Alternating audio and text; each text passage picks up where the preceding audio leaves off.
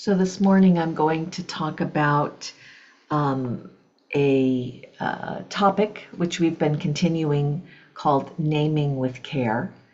And I'm going to talk about how we could name the practice of reflective meditation if we hadn't chose reflective meditation. And there's so many ways we could have named it. This is just one of the many ways we've been talking about.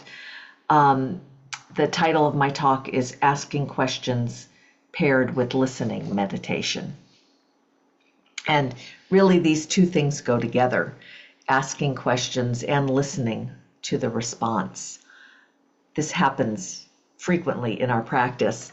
And though we supply at times prompts and questions for you, we really encourage you to look at the questions that arise from your own meditative experience.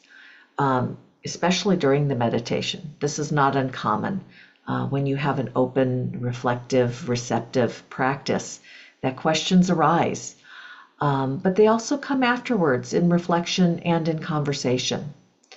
So the questions have this organic process of growing from your own mind and allow meaning to unfold slowly.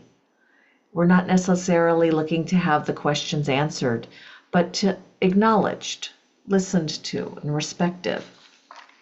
We're really, as I see it, we're in a relationship with our questions. And questions and listening to ourselves can bring in doubts. It could go in like the opposite direction of respect and listen to. It could bring in multiple truths, unfinished answers. And this is not necessarily a problem. But if a meditation practice has an overfocus on clarity and uncertainty, we could easily discard these aspects of practice, which include the fuzzy, the slippery, the barely perceptible, sleepy, blended, the softening, downshifting states of mind and body that are so much a part of reflective meditation practice. So this next part of my talk was inspired by Kim J. She and I had a talk about Dharma talks. And my inspiration came from how she put together quotes in her talk on kindness. So I went ahead and I chose a few quotes. Some people that I've known for a long time and some people are newer to me, but all of these people, all of these quotes that they've said are something that I can resonate with in an asking questions and listening practice. And I've kind of paired them up to compare and contrast them. So the first pair of people that I put together are Rebecca Solnit and Stephen Batchelor. Rebecca's an American writer known for her wide-ranging, lots of essays on feminism, the environment, politics, and hope. Stephen is a secular Buddhist writer, teacher, and he's an artist. But he's written so many books on Buddhism that I've lost count. And again, we refer to him quite often. So here's Rebecca. Certainty is a closing of the mind. To question is to grow. And Stephen says to ask a question is already to open oneself to a transformation. So it seems to me, I started with them because they're really stating the obvious that growth, change, transformation comes from questioning our certainties. Yet if I don't hear this or think about it or remind myself, it often, this knowledge, it kind of lives on a shelf. A few years ago, I'd come up with a feeling of what it was like when I open up to questioning my certainties, to really bringing my questions to the things I think I know so well. And it feels like a gift. It feels like a spirit of generosity. And I think it's really generous to ourselves and to others to restrain our certainty. But there's a rub to it. When others question our certainty or we're not ready to handle it or hear it, it lands differently and we can feel hurt. And we don't want to listen or we're not ready. And I think what I'm pointing to here is how we listen as part of this equation, and it speaks to the process of growth and transformation. So the next pair that I put together are newer. One's newer to me, Robin Wall Kimmerer and Rainier Maria Rilke.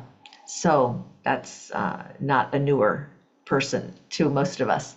But Robin is a member of the Citizen Potawatomi Nation, and she's a botanist. And I'm sorry, it's Potawatomi Nation, and is a botanist. And Rilke is a Bohemian Austrian poet, mystic, and writer. Robin says, in some native languages, the term for plants translates to those who take care of us. We need to learn to listen. And Rilke says, be patient toward all that is unsolved in your heart and try to love the questions themselves. And that's from Letters to a Young Poet. Both are very evocative statements for me. I can imagine some of my deep existential questions. I mean, I really can imagine them like plants, that they could function in the same way of those who take care of us. That seems to be a really nice relationship to have with my questions, and especially those that have been with me long enough to feel like friends. But it seems again that when I question or I classify my questions as superficial or not deep, or I don't know them that well, they're not dear friends yet, I can't see underneath the surface of the question to bring everything else that's linked to the question to my consciousness. I feel less love for those questions, and I really haven't been able to befriend them as much. And they're still kind of waiting in the wings for that process to happen, because it does seem that a practice that allows in questioning, you do get to have a deeper relationship with your questions. So the next two quotes, Zora Neale Hurston and David White. Zora is an African-American anthropologist and a writer of the complexities of Black womanhood in the early 20th century. And David White, more familiar with, is an Anglo-Irish poet. And he said something like, all of his poetry and philosophy is based on a conversational nature of reality. So Zora says, there are years that ask questions and years that answer. David goes into something like this: the deeper the question, the more it holds silence at its heart. So I bring this pair in honor of how I'm dealing with world politics right now. That there are years, and these feel like a lot of the years, of questions. How could we as a nation treat people the way we have? How could we do that and not be willing to make amends or repair to the people that we've hurt? The larger we, the nation. How can people we love believe such different truths? How are we going to survive this time?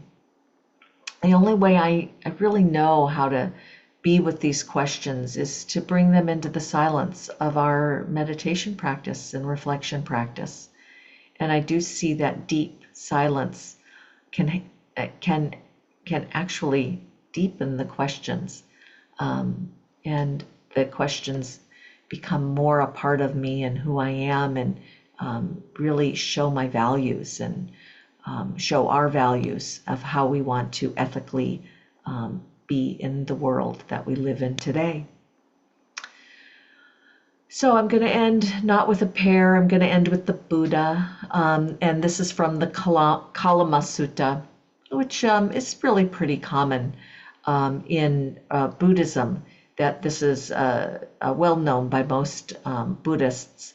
And the Buddha says, don't go by reports or tradition, rumors or hearsay.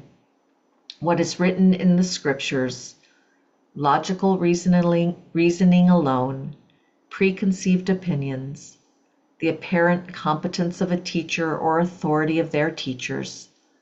Go by what you know for yourself. And of course, I'm going to add a little bit onto the Buddha that we need a process for knowing to arise. And in reflective meditation, asking questions and listening to the responses, that has been a process for us, for many of us, for many years. Are there other ways? Most likely. Be curious about what are some of yours.